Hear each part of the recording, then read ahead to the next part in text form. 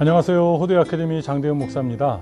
앞으로 8강에 걸쳐서 호도의 독서 스쿨 학생 과정에 자녀를 보내시는 부모님들을 위한 개념 강좌 8강좌를 함께 나누도록 하겠습니다. 첫 번째 시간은 4가지 키워드를 중심으로 이야기를 나눠보려고 합니다. 첫 번째 키워드는 주도성이고요. 두 번째는 독서와 글쓰기, 세 번째는 교양성, 네 번째는 전문성입니다. 이 4가지 키워드만 잘 이해하셔도 호도의 교육을 통해 목표하는 바, 그리고 호도의 교육을 통해 여러분들이 도움을 받을 수 있는 영역이 무엇인지를 알 뿐만 아니라 내 자녀들을 교육함에 있어서, 그리고 나 스스로를 세워감에 있어서 어떻게 자기관리를 해야 될 것인가에 대한 큰 그림, 그 이해를 하실 수 있으리라고 생각을 합니다. 8주차에 걸쳐서 진행되는 것은 구체적인 어떤 방법과 기술이라기보다는 지식의 전체상이라고 생각하시면 되겠습니다. 호도의 교육의 전체상. 그래서 개념적인 어떤 그 부분이 여러분들에게 들어갔을 때 목표하는 바는 여러분이 호도의 교육에 대한 그 이해, 그래서 배움에 대한 질서를 갖는 것입니다.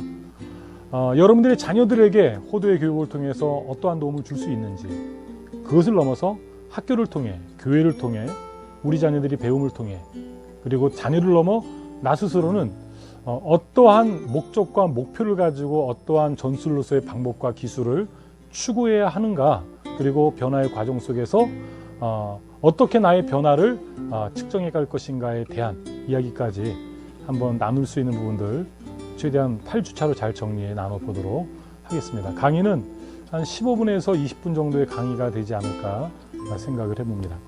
먼저 주도성입니다. 주도성이라고 하는 것을 저만의 정의로 정리한다면 인생의 전략입니다.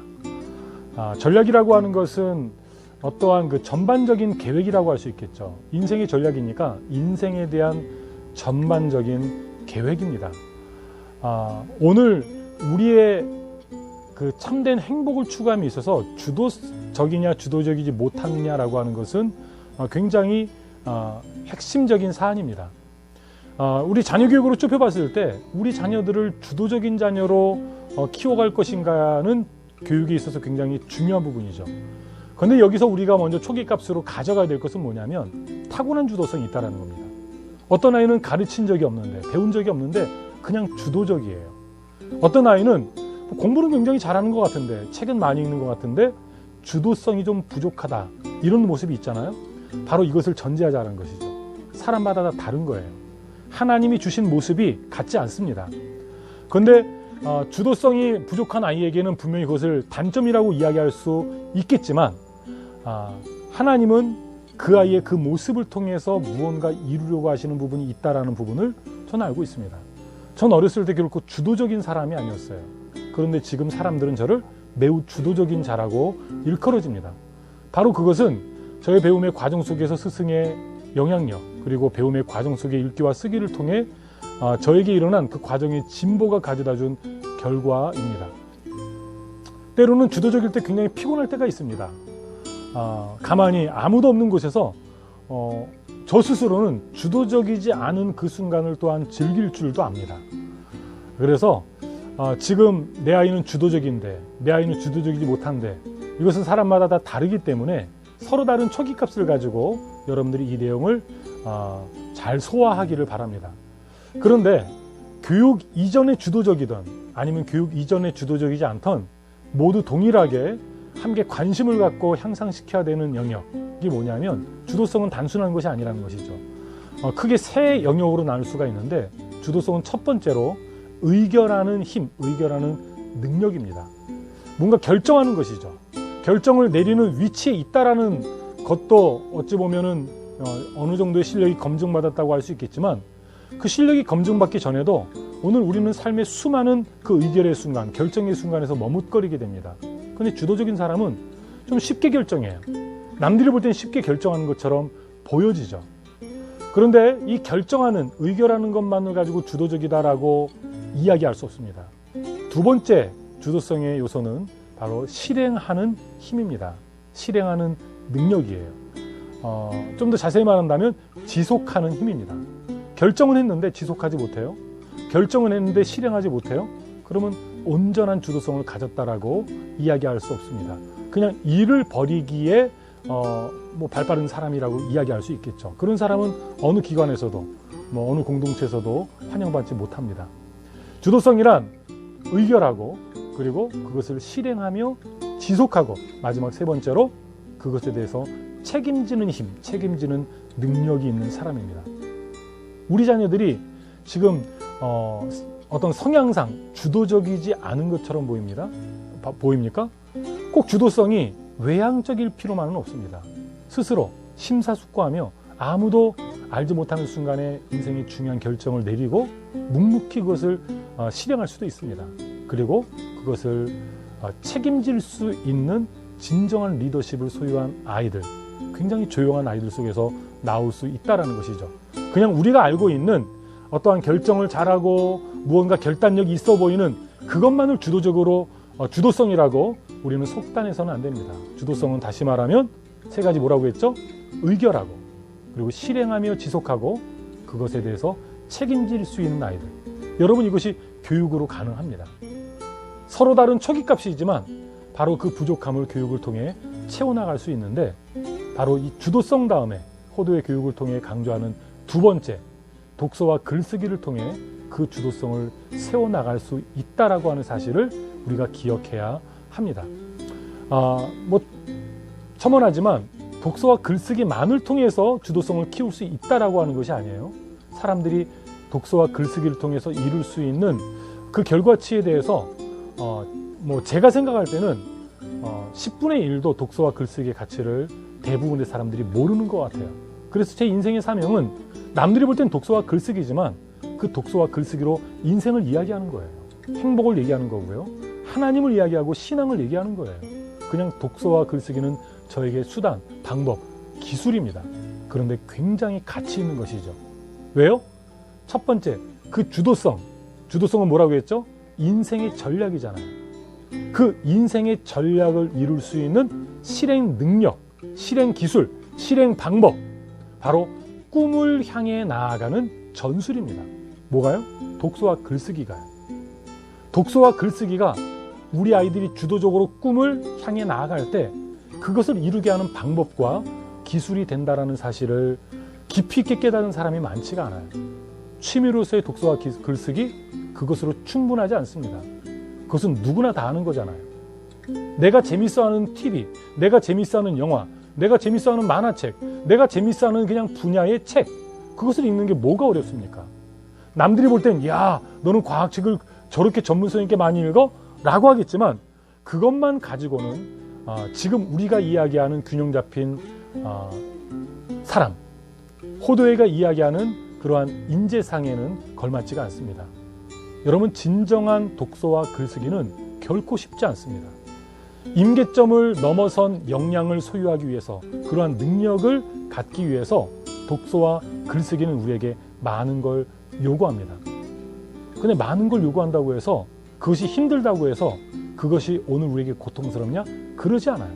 굉장히 힘든데 그것이 주는 즐거움이 너무나 큽니다. 저는 이것을 사람들에게 이야기하고 싶어요. 지금 이 8강좌에서 신앙적인 문제까지 제가 깊이 있게 다루지 않겠지만 저의 신앙에 있어서도 읽기와 쓰기는 굉장히 중요한 위치에 놓여 있습니다. 이 부분은 별도의 강좌를 통해 나눠보도록 하겠습니다. 인생의 전략이 주도성이라고 한다면 꿈을 향해 나아가는, 꿈을 이루는 전술, 여러분 독서와 글쓰기, 남은 2강에서 8강까지의 내용을 통해서 쉼없이 독서와 글쓰기의 중요성을 강조하게 될 텐데 잘 귀 기울여 들으시면서 여러분이 이미 알고 있는 내용에 질서를 부여할 수 있는 그 호도의 교육의 이런 개념적인 내용들에 대해서 한번 여러분들이 다시 한번 독서와 글쓰기에 대해 새롭게 정의 내리는 시간이 되었으면 좋겠습니다.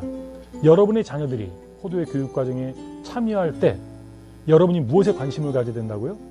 주도성을 어떻게 세워갈 것이지 끊임없이 질문을 던져야 됩니다.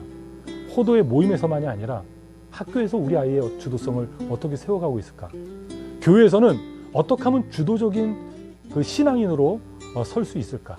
그냥 누가 시키는 것만 하는 수동적인 사람 말고요.